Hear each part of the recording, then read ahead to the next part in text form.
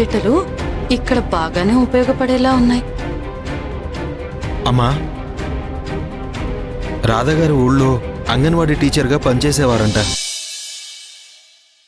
Anganwadi teacher అనగానే government ఉద్యోగం అనుకోకండి. కాంట్రాక్ట్ మీదే చేసేది.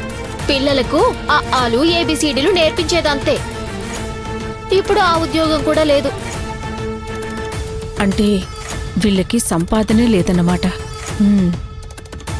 పిల్లలు తిండికి ఇబ్బంది పడకూడదని గవర్నమెంట్ హాస్టల్లో చేర్పించేశాం.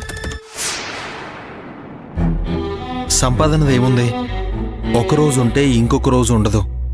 మనిషికి మనస్తత్వమే ముఖ్యం. మాకున్న దాంట్లో తృప్తిగా బతకడమే అలవాటు.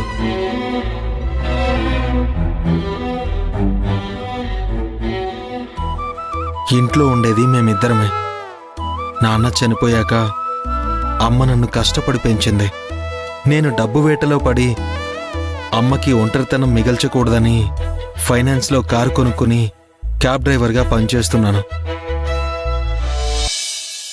అబ్బో, ఏదో కలెక్టర్ ఉద్యోగం చేస్తున్నట్టు ఎంత గొప్పగా చెప్పుకుంటున్నాడో.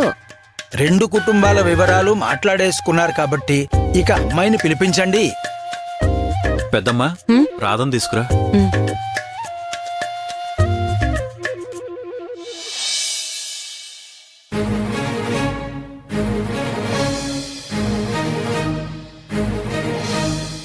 రాధా,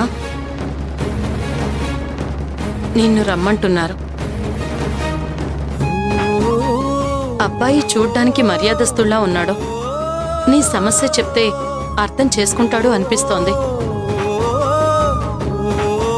కంగారు పడుకో, రా.